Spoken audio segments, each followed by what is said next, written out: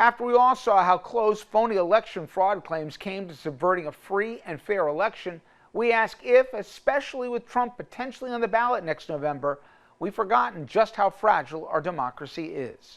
But Dom, I don't know if you watched the Succession show on HBO. I do not. I'm aware of it, but no, thank you.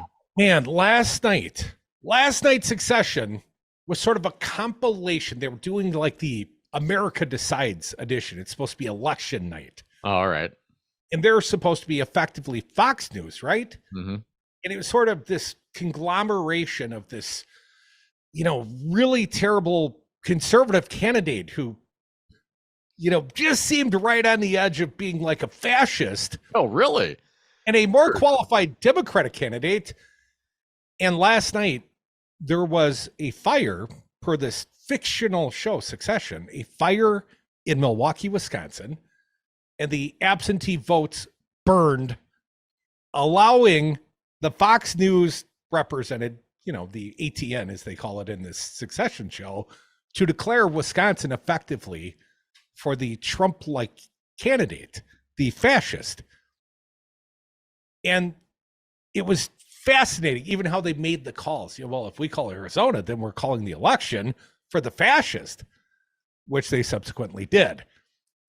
And there were a lot of people outraged online last night. I mean, this a little too soon and a little too close to home, if you know what I'm saying, Dom. Almost a foreshadowing of what could come the next time around. Because it very easily could play like this.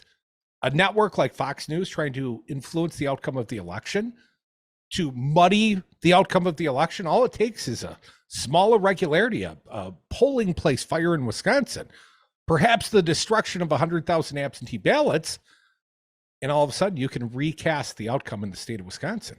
And hell, Dom, there were lots of Republicans willing to do just that.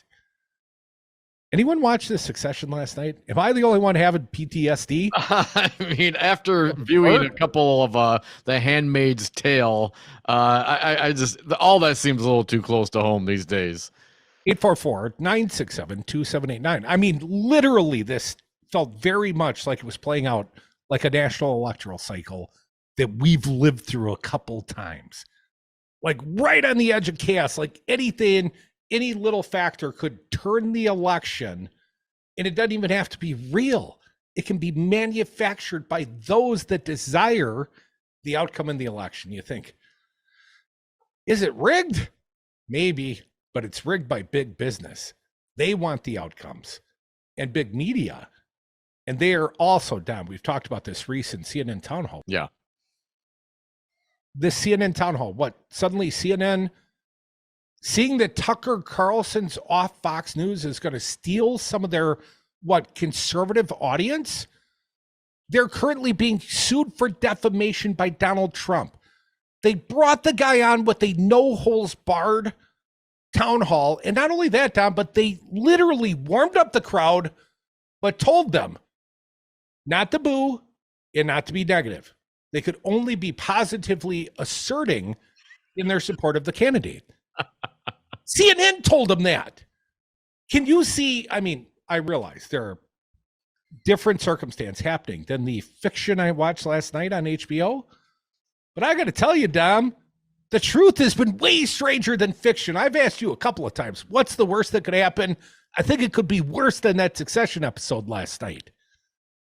I'm just saying. I mean, the chaos agent is there. We went through one round of this and in two elections, and we're going to go through another one in 2024 if the guy's not locked up prior to that.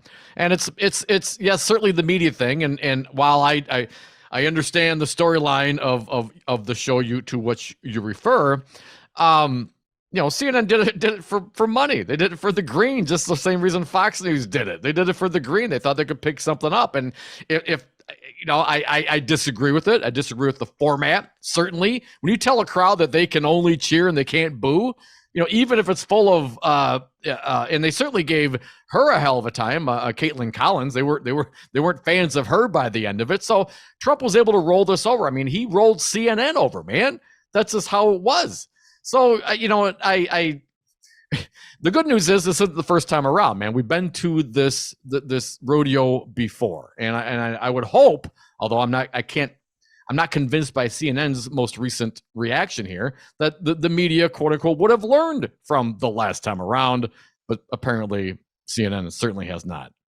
Buddy, that was as bad as anything we saw in the 2016 elective cycle. The only thing they didn't make us do was wait with the podium shot, podium, waiting for Trump to show up to entertain us, regale us with his invectives and his crazy thoughts. The only part I'm looking forward to, the only part in this whole elective cycle, and we are, I mean, if you don't know, folks, we are in the presidential election now. But the only part I'm looking forward to is the announcement that Ron DeSantis is a candidate when he joins Donald Trump on the stage. I'm just going to be predictive right now. And I've said this a couple times. Ron DeSanctimonious is like a better hair, little thicker, and minus the Midwestern nasal twang, but he is Scott Walker. I got to work on my DeSantis. Yeah. But alternate, Brian Gage reporting, Ron DeSantis. What I really look forward to is when those two are on the stage, the chaos agent and Meatball Ron, and Trump gets out the chainsaw for Ron's knees or the baseball bat, which, you know, be careful what you say there, because that's a little too close to home as well. District office was attacked by a man welding a baseball bat, apparently someone who had filed a $29 million lawsuit against the CIA for fourth dimensional torture.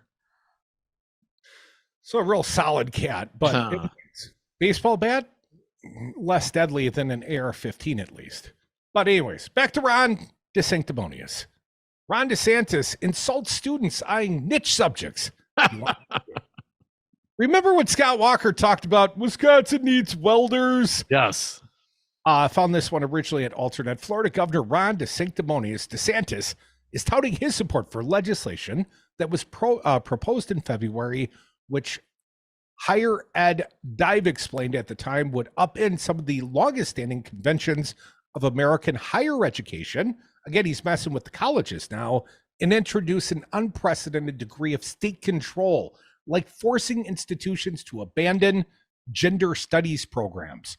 House Bill 999, flip it up at 666, Dom, would ban state colleges and universities from using funds to promote, support, or maintain any programs or campus activities that espouse diversity, equity, or inclusion, or critical race theory rhetoric.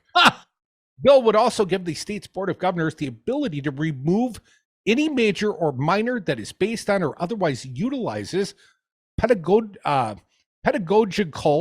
mythology associated with critical theory.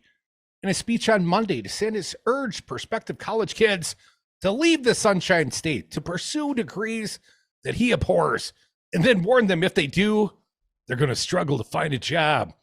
Hey, they should just all go be welders in Wisconsin, Dom. I'm going to do sort of a whiny Scott Walker.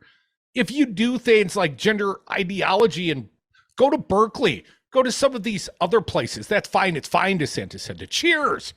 And there's nothing, if that's what you want to do there, there's nothing wrong with that per se. But for us, with our tax dollars, we want to focus on the classical mission of what university is supposed to be.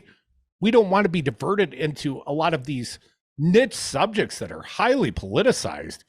We want to focus on the basics. And I think what you've seen is these types of majors and courses. First of all, how employable are you with some of these majors? I mean, really, it's a good academic choice in terms of being able to be employable. That's one of the reasons I think this whole student loan thing, universities should be on the hook for the student loans.